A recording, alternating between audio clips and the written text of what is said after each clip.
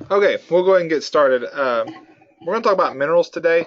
On the title, I titled this Minerals and Livestock, but after putting this presentation together and going through this, and we are in the bidding season, it's in October, our booking season, excuse me, in October, I thought we'll focus on cattle today, and we'll talk about minerals and other species at another time. Also, a lot of what we'll talk about today applies across species. There are some species differences, and of course, requirements are different, and some antagonisms and issues you get into differ from species to species. But overall, what we talk about today will apply to other species. So stop me if you have any questions or chime in, uh, and if you want to discuss anything further. I'm in a different location today, so there may be a little bit of background noise. So if you didn't get something, just let me know. Now, minerals is a tough topic for me because it's not the most exciting topic. I'll be honest with you. And I've always, even teaching, struggled a little bit with getting excited about minerals. But however, it's an extremely important topic to producers and as a feed company as well. So minerals are required for optimal growth, lactation, health, and reproduction, and these are all extremely important traits for production. So extremely important, and we've known from some case studies. This is just looking at different large ranches that had issues, and that eventually it was determined that they had problems with minerals. And these are different minerals, but there's one example where their calf crop decreased from 89%, I believe, down to 55%. And they struggled with that, and they determined it was a trace mineral issue. And when they got the trace mineral straightened out, the pregnancy rate and calf crop went back up to normal rates. So extremely important for reproduction. Another example, in Texas, there was a large ranch that all of a sudden their first calves that were being born, only 50% of them survived, and 50% were dying. So they were checking everything disease you can imagine, and what they determined it was a mineral issue. And so once they got the mineral issue straightened out, the calves survived, and went back up to a normal survival rate. And then generally, what you'll see, a lot of people reported looking at different ranches who've had issues with minerals is just a general poor condition. What I would describe as kind of a wormy calf, and calves that they don't look healthy, they don't perform well, but whenever you deworm them, they don't respond to the dewormers. And so there are some wormer resistant parasites out there. So, but in these cases, it came back to a mineral issue and generally a trace mineral issue. So growth, reproduction, and health all are tied into these minerals. So it's important that we provide some minerals. And in our area that we serve at Ranchway, I've never seen the different types of mineral issues all over the board. Everything I learned in school, I've gotten to use in just the 10 months that I've been here, almost 11 months at Ranchway. So you see everything from antagonisms to high minerals to low minerals. And so as consultants, we're going to have to be aware of that and make sure we understand trace minerals. And that's what I hope you get out today. So there'll be a lot of applied stuff and just general take-home knowledge. We break minerals into two categories, macro minerals and micro minerals. The only difference is macro minerals are required in a larger amount by the animal. Doesn't mean that one's more important than the other. It just means in the diet, they supply a higher concentration of that mineral. Our macro minerals are going to be calcium, magnesium, phosphorus, potassium, sodium, chlorine, and sulfur. So when you start with minerals, you always have to start with the calcium and phosphorus. Those are found in the largest proportion in the body. Those are the top two minerals as far as the amount an animal needs and also the amount an animal stores in its body. These minerals are stored in the skeleton. 90% of the body's calcium is in the skeleton, and 80% of the phosphorus is in the animal's skeleton. That's a good thing because that means that an animal can use those reserves in the bone, if you're not supplying the diet, to meet their needs, because calcium and phosphorus, but especially calcium, is extremely important for muscular and nerve function. If you go back and you think about to like your anatomy classes, whenever whenever a muscle contracts, calcium is the thing that kickstarts that off. It's what allows the two fibers to bind and shorten that muscle and contract. So calcium is very important for muscle contraction, but calcium is also important for nerve function. For that nerve to release the neurotransmitter to tell the muscle to contract requires calcium. So calcium is important for the nerve to tell the muscle to contract and for the muscle to contract. So when we see very rapid acute deficiencies in calcium, you'll see nerve issues, neuromuscular issues. All right. So like I said, bones can serve as a store of calcium and phosphorus, and that's when animals age as well as people. You start to use up those reserves because you can't absorb the calcium across the gut as well. You use up the reserves in your bones, and you end up with things like in humans, osteoporosis. In young animals, we call that rickets. Same thing. You're using to store the bones, the calcium and the phosphorus in the bones to meet the requirements. Now, long-term deficiencies in calcium and phosphorus cause weak bones. Short terms cause decreased weight gain and efficiency of gain and decreased milk production. You could also throw in there nerve issues, which we'll talk about later when we get to magnesium. So here's there's a picture, and I'll come back to that last point of a pig that has rickets. You can see this pig, his calcium requirements were not being met, and so he was using the calcium from his bone because your heart has to contract. Your nerves have to function, and for that to work, you have to have calcium. The body's going to put more emphasis on getting on those functions than it is storing in the bone. So you take it out of the bones become weak, and you can see this pig can't support his weight. Also, I have some good x-rays of dogs where actually you can see that if they have rickets, which is a calcium deficiency or phosphorus deficiency, their bones actually bend. Instead of being straight and rigid, because you're taking that calcium out, they become weak and they bend, and they literally will bend with the weight of the animal. So those are long-term effects. So generally, we're going to supply calcium in production animal agriculture that we're going to provide enough that we'll see short-term effects, if any. When we talk about calcium, generally when we get in trouble, we supply plenty of calcium as a calcium-phosphorus ratio. That's extremely important in all species, and this ratio is going to differ a little bit across species. But in cattle, the ideal ratio would be a 2-to-1, twice as much calcium as phosphorus. Now, I say that with some hesitancy because as you can increase that greatly in cattle, and you can go up much higher than a 2-to-1 ratio. So twice as much calcium as phosphorus. But you got to be careful. If you get too much calcium, it interferes with phosphorus absorption. The reason this ratio is important is because calcium and phosphorus are absorbed in a similar mechanism to get out of the gut and into the blood. So if you flood the system with one, it inhibits the other. The most important thing is you never get down to a 1-to-1 ratio. 1 part calcium to 1 part phosphorus, because that's when you're going to end up with a calcium deficiency. Okay. Now let's talk a little bit about our sources of calcium and phosphorus. If you look at calcium, it's adequate in most forages. So in most situations, our calcium in the forages is adequate, so we don't have to worry about calcium. It's very high, it's high in legumes, but it's low in concentrates, and it's low in corn silage. So when we're feeding corn silage or concentrates, we want to make sure we're supplementing calcium. Keep an eye on it in your forage diets, but as a general rule of thumb, most forages are adequate in calcium. Phosphorus is the opposite. It can be low in forage. And we know this for a very long time, since the 1940s, and I'll show you a little bit of that data here in just a second. But phosphorus is low in forage, especially in the fall and winter. It becomes in a form that's not available to the animal, so they can't digest it. Excuse me. So as we go into fall and winter, we're going to have to especially pay attention to phosphorus in our forages.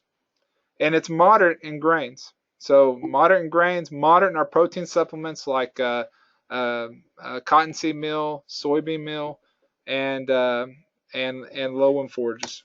Okay. Now I said we go in the 1940s. We've known this for a very long time because the King Ranch, one of the largest ranches in the United States, they started supplementing with phosphorus, and they had some amazing results, especially going into, again, that fall and winter time, this time of the year. They had a calf crop weaned increase 40%. That's huge. And not only that, their weaning weights increased 59% by supplementing phosphorus. So phosphorus is, we've known for a long time, by supplementing that, especially cattle grazing forage, in dormant forage, you're going to have dramatic effects on production. So keep that in mind. All right, calcium and phosphorus. Now we'll go into the next macro minerals, sodium and chlorine. I'm going to throw these in together. If you have decreased sodium and chlorine, you reduce growth as a sign of deficiency. That's all I'm going to say about sodium and chlorine. Why? Because we supply access to salt, and you take care of that. So provide access to your salt, and you'll take care of any sodium and chlorine deficiencies you have. Potassium. Potassium is the third most abundant mineral in the body. Deficiencies have decreased feed intake and growth. But we don't worry about it much in grazing cattle because forage is an excellent source of potassium. As a matter of fact, we can run into situations where we have too much potassium, and we'll talk about that when we talk about magnesium. Too much potassium can interfere with magnesium absorption and cause what we call grass tetany. We'll talk about it in just a second. Concentrates, grains are marginal in potassium, so you do want to keep an eye on potassium if you have a high grain diet, or especially in some byproducts as well. But as a general rule of thumb, forages are fine. Watch in lush green pasture where you might get your potassium too high. Okay, sulfur deficiencies are rare in cattle, but toxicities can occur. And if you have the classic example of sulfur toxicity is PEM. But the other thing you want to be aware of is sulfur can interfere with the absorption of other minerals, which we'll talk about. Magnesium. Magnesium is one that I dealt with a lot in Oklahoma and Texas, and did not have to deal with on a personal note because I always kept magnesium mineral out, high magnesium mineral. But it is one that you do see a lot in lush green forages, a deficiency in magnesium. We'll talk about that here in just a second. Magnesium is important for nerve system function, kind of similar to calcium. It's important for that neuromuscular junction, for that nerve to tell that muscle to contract. If you don't have magnesium, you're going to have issues with that. Therefore, it's hard to tell a difference between a cow that has, like, especially if you look at cows that maybe have deficiency in calcium, we call it downer cow, versus magnesium deficiency. So when you treat that, you're going to treat them with both magnesium and calcium, and we'll talk about that because they both affect the nervous system. Magnesium is very high in the bone, just like calcium and phosphorus. Unfortunately, animals cannot mobilize that magnesium. So even though they have a great store of it, they can't use it like calcium. So we have to supply it in the diet. So what are the requirements? You want 0.1% of your diet needs to be magnesium for growing cattle, 0.12% for gestating cows, and 0.2% for early lactation. I want to give you a caution right there. It says early lactation. Whenever they start producing milk, late gestation, that's when their magnesium requirements are going to double. They go from 0.1 to 0.2. And so that's when you're going to be aware. So I've seen people get in trouble with not grass tetany, but hypomagnesium, low magnesium, because they wait until after calving, and when they think peak lactation is occurring, to put their magnesium minerals out, and they end up with an issue. So you want to be careful. Back that up a little bit before birth, just to make sure you got it covered. All right. So deficiency in magnesium is called hypomagnesemia or grass tetany, and you see this in lush green forages in the spring. Those forages are growing fast, magnesium levels become low, and that's when you're going to end up with some issues. Also, I've seen some hay that is deficient in magnesium too, so you want to keep an eye on that as well. But generally, when I've seen it, has been in cattle grazing green forages. Magnesium deficiencies occur more common in older cattle because they can't absorb the magnesium as efficiently as young calves, but I've seen it a lot in young calves. I had a student who they had a train wreck with this, and they came to me, and calves were just going down, and they have what I would call wheat pasture staggers, where they lose coordination as the first signs, and they go down, and then and at that point you have to get magnesium in them immediately. And so they didn't have a magnesium mineral out, and they ended up with an issue. And so the key to that is keep magnesium out. So wheat pasture, because it grows very fast in the early spring. So as you go into winter, wheat pastures become dormant, and then going into late or early spring, they grow very rapidly as it warms up. And so same thing with native pastures, as that grass is growing very fast and very lush. If you get a lot of rain and the conditions are right, you can end up with a grass tetany. The other thing is potassium will interfere with magnesium absorption, and I did not know that. I'll be honest with you. I learned that here. We had a customer he was putting out a high magnesium mineral, and his cows were going down, and he couldn't figure it out. And it was early lactation, looked like grass tetany, but by looking at the numbers, he should have had plenty of magnesium in his cows, I thought, well, we're not getting the mineral in them, but he swore they were eating the correct amount of mineral, maybe even over consuming it slightly. And so everything that we're doing, what we're supposed to do, had his forage tested. It was off the charts high in potassium. So what we had to do is come back with even more magnesium and a high magnesium cake on top of that magnesium mineral. So potassium can interfere with magnesium absorption, and so be aware of that.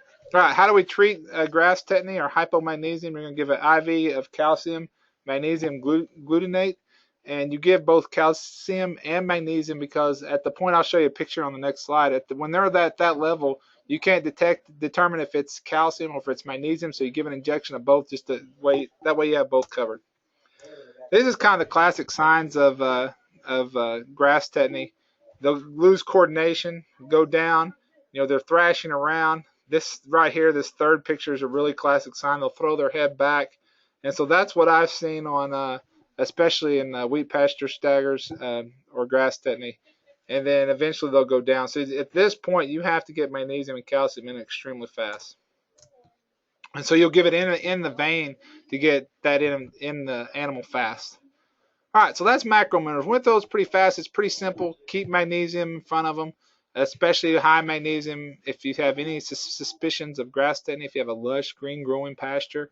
If you have high potassium, keep an eye on that. Calcium and phosphorus, watch your calcium and phosphorus ratio. Keep salt in front of them. Watch sulfur ratios because of trace minerals, which we'll talk about here in just a minute. So trace minerals, a lot of my students when I was teaching, they would be confused. They would think trace minerals, micro minerals are not important. And that's not true. It just means that they are needed in smaller amounts than your macro minerals. And then there's lots of definitions of this. The one I usually use is they require less than 100 parts per million of the diet. That's how you define a trace mineral. What are they? Well, there's iron, manganese, copper, zinc, selenium, cobalt, and iodine. The main four that people are going to focus on is zinc, copper, manganese, and selenium. All right, so we're going to start with the one if you look across the United States, and there's a great national organization, National Animal Health Monitoring System, NHMS, that does surveys of this kind of information, and they've found that this is the most common deficiency in beef cattle production across the United States. Now, they found that 50% of our forages are deficient, just looking at the forage. That doesn't include all the antagonisms that we'll look at here in a minute, so it's an important one. It's also important for major production traits. If you have a deficiency in copper, you're going to see reduced fertility and depressed immunity, which is going to affect growth. There is a breed effect, and I want to caution you here. This is real. There's enough data out there to support this. Continental breeds like Charolais and Simmental especially, but other breeds as well, what I would define as continental breeds, those are going to have 1.5 times greater requirements of copper than other breeds. So you got to be aware of that. We're going to talk here in a minute. 10 parts per million is the general requirement for copper. Well, you're looking at 15 for those species. So keep that in mind, or those breeds, not species. Also, but at the same time, Jersey and Brahman cattle, they are more prone to toxicity. So be careful when you're giving mineral to Jersey cattle or Brahman cattle, because especially Jersey are more sensitive than Brahman, but they're going to be more sensitive to copper, and you're more likely to see a copper toxicity issue in those species. All right, so copper requirements are greater in late gestation than lactation. Why is that? Because copper is not moved across into the mammary gland very well. So when you're lactating, and animals lactating, they don't put a lot of copper in their milk, so it doesn't. Or this is cattle. Cattle don't require an increase in copper, or that big of an increase during lactation. So what happens is the animals are going to store that copper in their liver during late gestation. So that's when we got to be supplying that copper to that calf, is during late gestation. He puts it in his mineral when he's born, and he's going to use those stores up until he starts eating and is weaned. So from birth until weaning, most of his copper is going to come from his liver. So those liver stores are essential. And that's one of the things that they've found that you can get into a wreck. As you can see, you don't supply copper during late gestation because we're going into winter and we don't supply our mineral properly, and there's not enough copper in our forage. And what happens is they end up with immune problems, and those are ones that are prone to get BRD and some of those different things because they didn't have adequate copper in their liver. They're nursing, but the copper's not in the milk either. All right, so keep that in mind as well. Okay. Now this is, we'll come back to this table over and over again, but you can see the requirements for growing cattle again, 10 parts per million. These are all I should have put in here. These are all parts per million. Cows, 10 parts per million. Maximum tolerable level without any toxicity issues is 100 parts per million. Again, if it's Charolais or Continental cattle, you want to increase that to 15 parts per million. Okay, when you talk about copper, you have to be very aware of copper antagonists. There's lots of them out there, so you got to look at lots of different minerals and how they're interacting. Excess moly and zinc interfere with copper. We'll talk about zinc when we talk about zinc later, and how it interferes with copper. But moly, you want it to have, as you approach 2 parts per million. I have greater than 2 parts per million, but as you approach 2 parts per million, you want to be concerned about moly binding that copper. Iron, greater than 250 parts per million, is going to interfere with copper. Sulfur, greater than 0.25%. And there's a lot of our forage that's greater than 0.25% copper. Okay, moly, that same study showed that 9% of U.S. forages are high in moly. So you got 50% are deficient in copper and 9% are high in moly. So you can get into some real copper issues. And we do have, in our area, service area, there are high moly and low copper forages out there. Now, moly, you can't look at it by itself. It forms a complex with sulfur and copper. Together, these three. So when you have high moly and high sulfur, that's when you're going to have the greatest issue, because they form a complex that binds that copper, and then it can't be absorbed out the gut, and it comes out the back end. Okay, so how do we address that? Well, we want to maintain a copper to moly ratio from 4.1 to 10.1. And that should take care of this complex. Now, as sulfur goes up and you have high moly and high sulfur, you want to be up here at this 10 to 1. And there's also, if you want to see me later, there's some calculations that you can make as moly and calculate how much of that copper is bound up to determine how much is free. There's some new, well, it's not new, but there's some stuff that's come out that allows you to calculate free copper. But as a general rule of thumb, 4 to 1 to 10 to 1 should be fine. Okay, iron, we talked about just here. We just talked about iron greater than 250 parts per million is going to cause issues. Well, 12% of U.S. forages are high in iron, so we want to be aware of that. Deficiencies are rarely seen in grazing. We're going to be more concerned with this high iron and being toxic. All right, manganese. Manganese is extremely important for fertility and for growth. So, retained heifers, if you're going to keep your heifer, here's the requirements: 20 parts for growing cattle, 40 parts for cows, with a maximum toleration of 1,000 parts per million. And remember, again, these numbers are parts per million. I apologize for that, not having that in that table. But if you're going to keep your heifers for breeding, you want to be at this 40 level, not at the 20.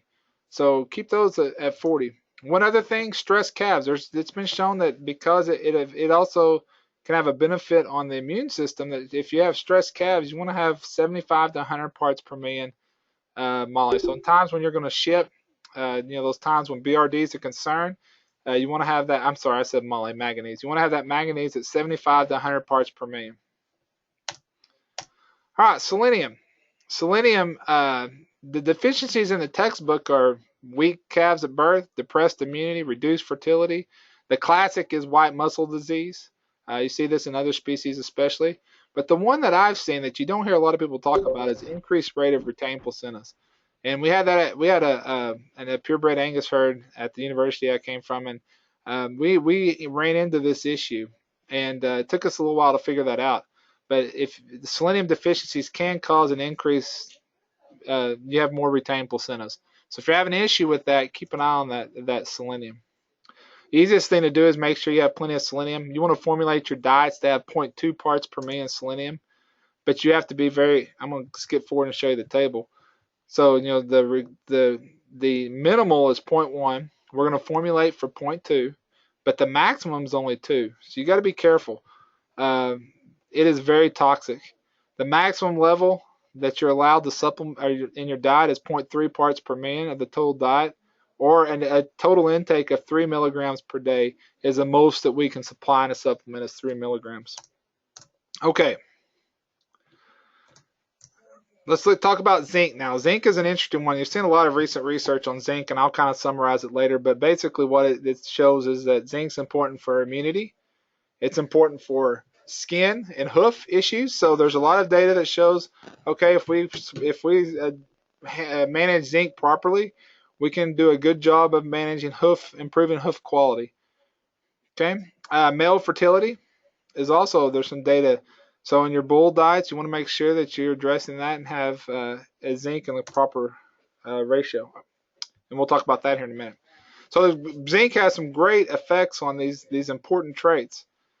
But zinc can also be, if you get it too high, it can inhibit other minerals. All right, what if we don't have enough deficient, or we don't have enough zinc in our diet? You're going to have depressed immunity. And matter of fact, the same study, only 3% of forages sampled in the U.S. had adequate zinc. I mean, to me, that's amazing. So zinc is one we really need to be paying attention to.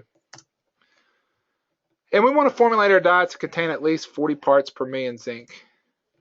And 30 parts per million, I'll show you here in a second, is the minimal required. So we want to have but what's recommended you formulate on is 40 parts per million.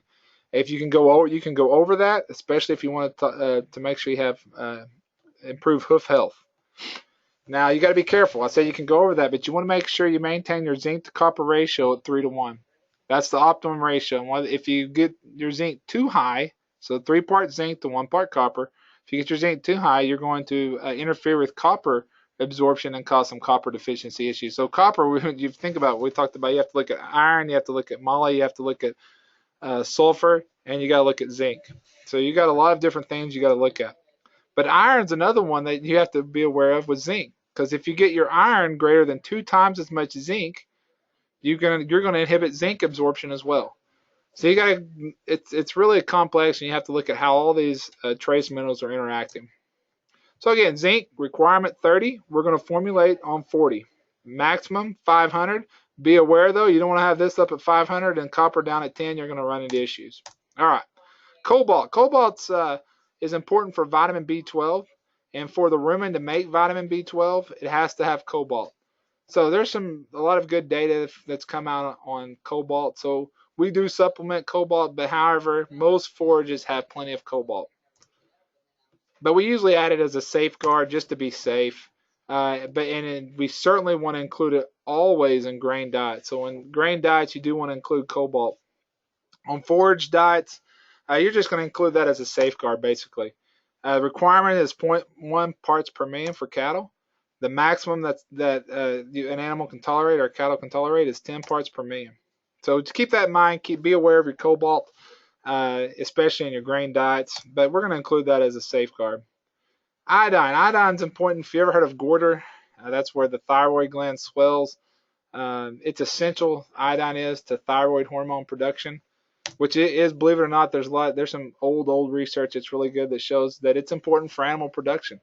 So iodine, and there's people have been trying to influence thyroid hormone to influence production and have had very limited success in that back in the 60s and 50s. So not a great way to manipulate production, but if we got to supply iodine to make sure our thyroid hormone's working properly.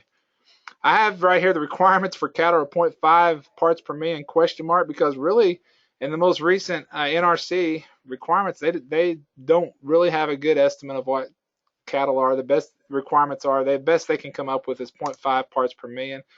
The maximum legal supplement is 50 milligrams per head per day. And there is some data out there, and I'm comfortable to say this. If you look at the research, it's a little mixed, but if you feed iodine at the rate of 25 to 35 milligrams per head per day to backgrounding calves, or 49 milligrams per head per day to finishing cattle, it can help with foot rot control. And there's some more recent data that would say, okay, if you feed that, if you're having issues, now if you're not having any foot rot issues, you're not going to see an effect, obviously. But if you're having in wet, muddy pens, you have an outbreak of foot rot. We used to see that at Oklahoma State when I was there. Our research was notorious for foot rot just because of how we managed them. And so in the winter, and so feeding 49 milligrams per head per day of iodine with zinc, higher zinc concentrations are a great way, because zinc's important for hoof integrity, and then iodine can help with that foot rot as well. All right. So that's it. I went through it pretty fast. That's our minerals. Pretty straightforward, basically take-home messages for those. But you can't talk about minerals today without talking about bioavailability. And bioavailability would be how much of that is available to the animal. Lots of research out there. I'm going to show you two very recent articles that came out that we can take that information and kind of discuss it. But I'm going to kind of summarize the rest of it. But really, there's two forms of these minerals. There's inorganic forms and there's organic forms. Inorganic forms, basically, the take-home message is the bioavailability of sulfates and chlorides are greater than oxides. The only exception to that rule would be magnesium oxide. Magnesium oxide is very bioavailable.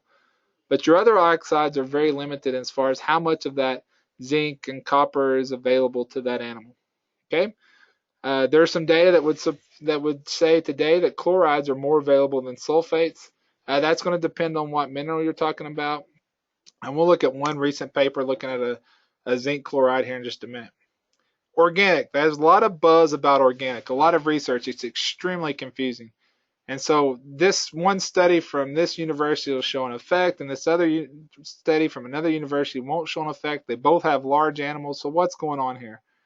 Okay, so first let's define it. An organic mineral, trace mineral, is one that is combined with an amino acid or protein. They're also called a proteinate or a chelate because they have a protein attached or they have an amino acid attached. Okay, there's really four we're talking about: copper, manganese, cobalt, and zinc.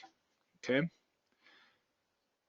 there is enough evidence that I'm comfortable in saying that they are more bioavailable. There's more of that available, that mineral available, if it's linked to an amino acid or a chelate. Now the flip side of that is it costs more.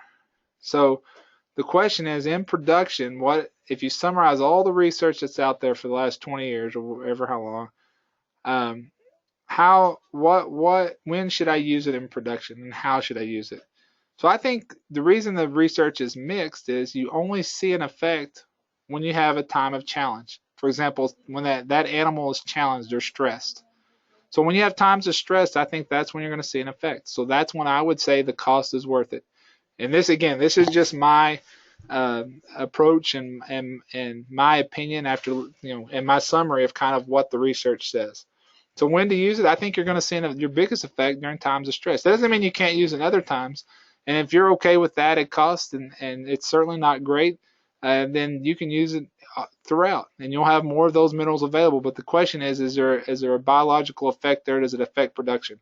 In times of stress, I'm comfortable saying yes, you probably will see an effect. So that means, at weaning, during times when, again, you're concerned with that shipping fever, BRD, we talked about preconditioning earlier. Those times is when you're going to see an effect. Okay, when you're commingling cattle. Also times of nutritional stuff, when that animal's challenged. Or if you think about first calf heifers. First calf heifers you're throwing so much at them. You want them to get you want them to get pregnant. You want them to have a calf at a year of age. You want them to grow, continue to grow, because you're gonna breed them at 65% of their mature weight. So they got another 35% to put on. So they're growing. They're also pregnant. Then they give birth. Then they're lactating, and you want them to get bred again. So you have all of these stresses on that animal and demands nutritionally on that animal, all wrapped up into one time of production. So first calf heifer is extremely stressful. There is some good data out there that says you do see an effect on reproduction in supplementing those first calf heifers. All right, let's talk about mature cows. The times that I think that you're most likely to see an effect with supplementing organic minerals is during the 60 days prior to calving until 60 days after breeding. And I think there's good research to back that up out there. Again, there's some recent stuff that came out that I'm not going to talk about in the next couple slides that shows that we do a better job of giving the calf during late gestation, storing up his liver stores of these trace minerals, and so I think that's a time when you might see an effect. Also after breeding, because these trace minerals, until 60 days after breeding, because these trace minerals affect reproduction and embryo survivability as well. So that would be the time that I would supplement a mature cow. Okay, this is some recent research, and that may be a little bit tiny. I'm not sure how big it is on your slides, but there's a big push in at production animal agriculture and research to look at how we feed that cow during gestation, how that affects the calf later in life. So they did a study.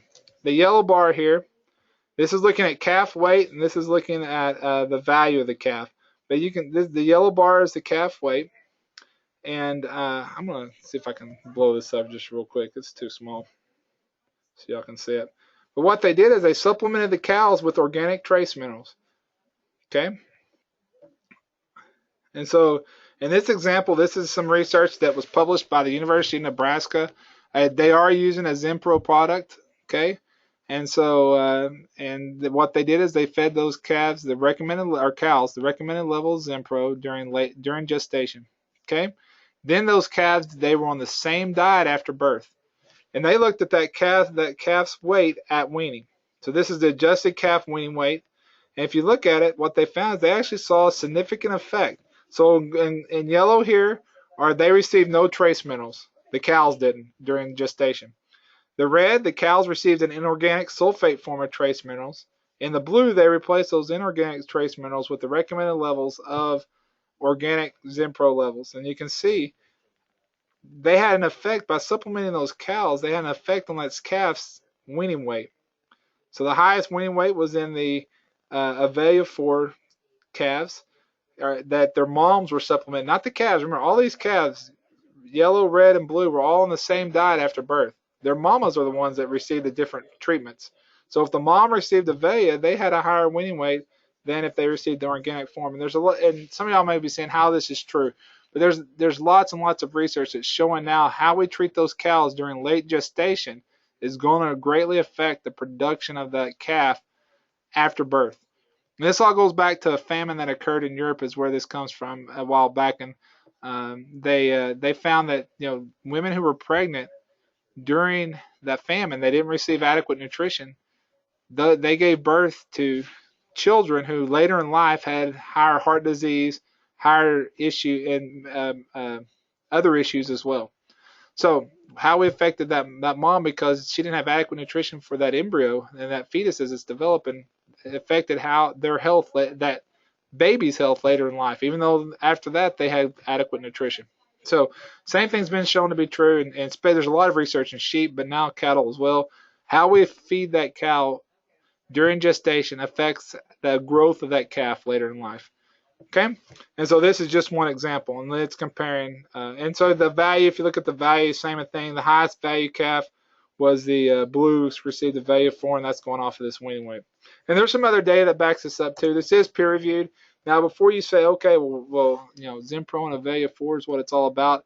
This is another study that came out in 2015.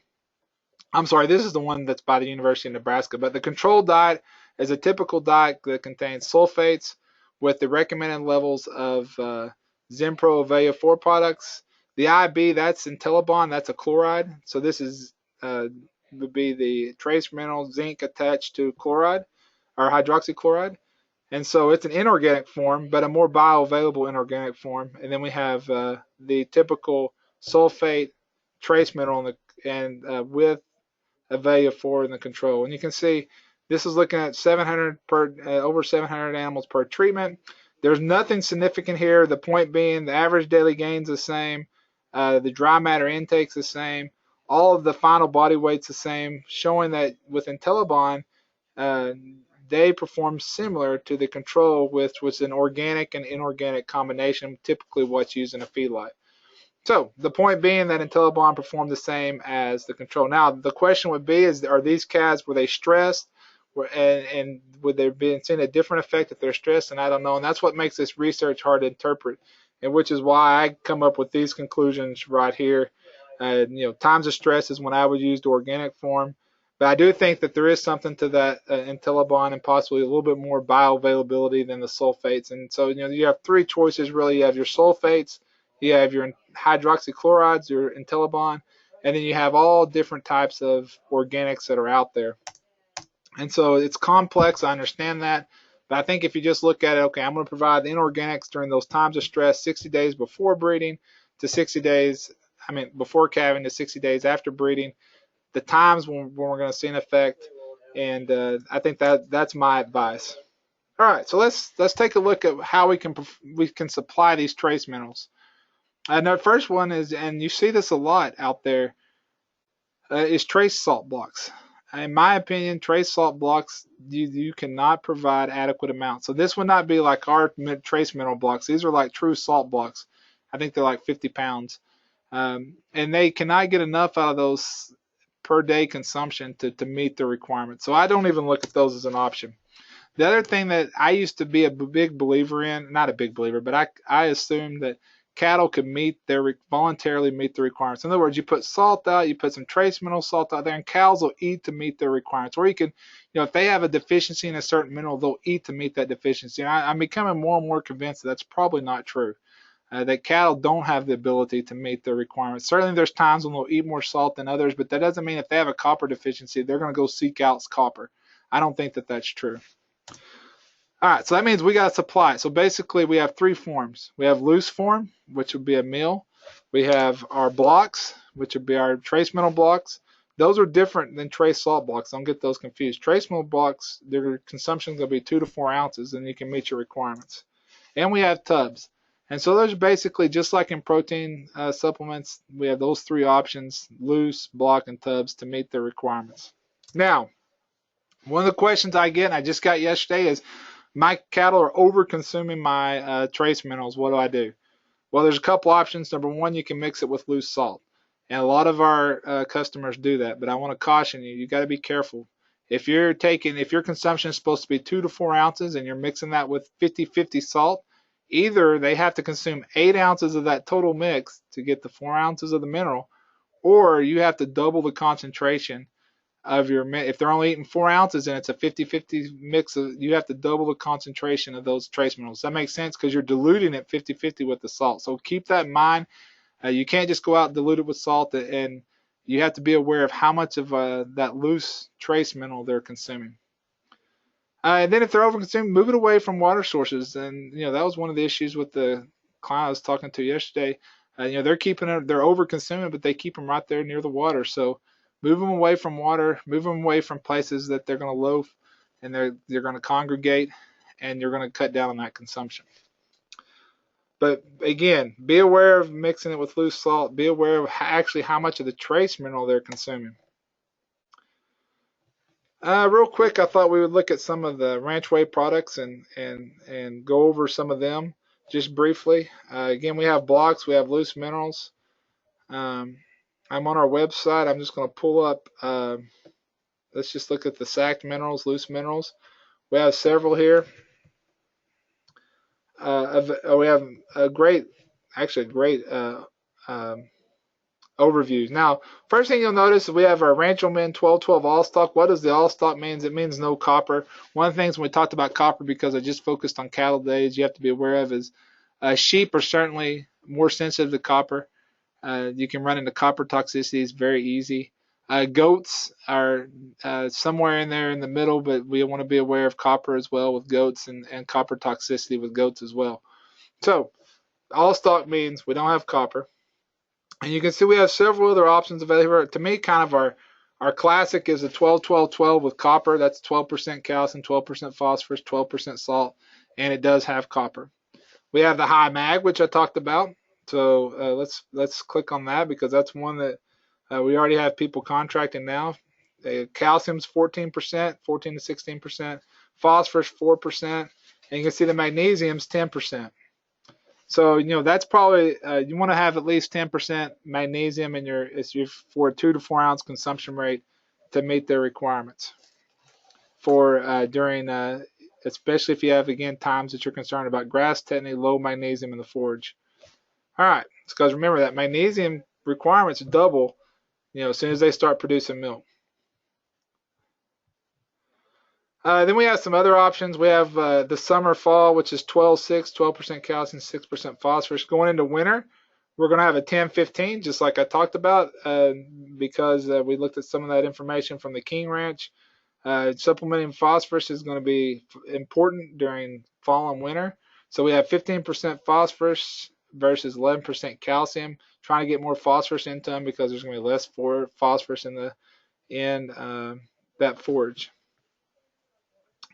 So, great way to go in to look at it. Dormant forage, great mineral for dormant forage. Also, these are going to have our Avelia 4. It's going to have also Intellibon, which is the hydroxychloride, copper, and zinc, just like we talked about just a second ago. So it's got the organic and the hydroxychloride levels as well. All right.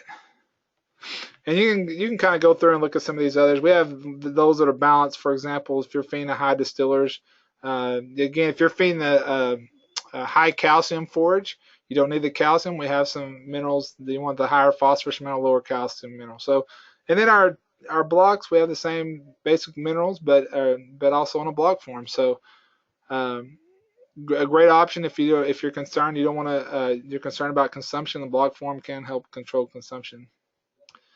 Now that's it. That's all I have. I want to now, those of you who work for Ranchway, we're gonna have a little case study. And I think what we'll do is, last time we kind of had a little quiz and you turned it in, but I think what we'll do this time is you can work on this and then just get with me or Katie. But if you want to get with me individually or just email it to me or give me a call, come by the office. I'll work with you one-on-one if you're having problems. But this is our forge. And this PowerPoint will be up on the will be available on the H drive or S drive very soon, just like the others were, so you can pull up this analysis. But if you want to write these down, that's fine. But our hay, we have a hay. This is the recent hay analysis we had. We have 9% crude protein, 0.121 NEG, so low on energy, 0.43 calcium, 0.12 phosphorus, 0.15 magnesium, potassium 1.16, sodium 0.003%, 112 parts per million iron, 12 parts per million zinc, 5 parts per million copper, 81 parts per million manganese, and 1.9 part per million moly. So what I think you should be able to do as consultants and working with producers is take a hay analysis or a forage analysis like this and then make some mineral recommendations. And that's basically all I want you to do. So I'll come back to this slide at the end and give you an opportunity to look at it or to write those numbers down. Again, this whole slide will be available as well as the webcast of this will be available on YouTube as well very soon. Okay, so here's our question. We have 1,200-pound late gestation Angus by Charolais cows, so they're Angus Charolais crosses. Number one, what mineral deficiencies will these cows have if they just feed the hay? Give the amounts of the deficiency for each mineral. So what you have to do is you have to take how much they weigh, 1,200 pounds, determine how much they're going to eat. Okay, so you should be able to do that from our last webinar. All right, so you take, and then you take, if they're eating ever how many pounds, you take how much of these minerals are in for each one, and then compare that to how much they require. And if you have a shortage, that's what I want to know is what minerals are short and by how much. Okay, that's question one. Question two, which Ranchway mineral would you recommend? So if they can't do a custom, they can just do a Ranchway mineral, what would you recommend? And number three, I want you to show me, okay, that mineral will correct any deficiencies that you showed in question one. So number one, calculate the deficiencies. They're going to eat this much of that, so much is zinc. Is it deficient? Yes. Okay, will this mineral correct that? Yes, eating 2 to 4 ounces, it's more than what they're missing in their diet. Okay. Question four, any concerns for antagonists? So you have any concerns for any red flags that pop up by looking at that hay? Okay, and just explain. Question five, would you recommend chelated or organic minerals? Why or why not? And question six, would you recommend a custom? So now we're getting into, okay, you have a look at these are our house products that are available. These are some concerns I have for your hay or your forage, and would you recommend they have a custom? And then at that point, you would turn it over to me or Meg or Katie, and why or why not? Okay. So I think that's, just take home. I think if you can do this, you can help producers, and as far as consulting, I think this is what we all need to be able to do. So if, take these questions, answer them, give me a call. I can go over it with you, or when you have your answers, just email them to me, and we'll go over it together. Okay, so we'll do this more as a one-on-one kind of opportunity rather than just turning in a paper. So again, this is basically to help you as a consultant and help you when working with producers to be able to recommend the right mineral first off, look at their forage analysis, and that is a really screwy forage analysis. I completely understand, but I think it's a good because we get those around here. So look at that. What recommendations do you make? Will our house products work? Any red flags that come up? And then finally, what would your final recommendation be? Okay. So with that, I think I'm going to stop. Again, these PowerPoint slides will be available soon, so you can take it and use it to kind of look at our case study. And I appreciate it. So if you have any questions, please contact me.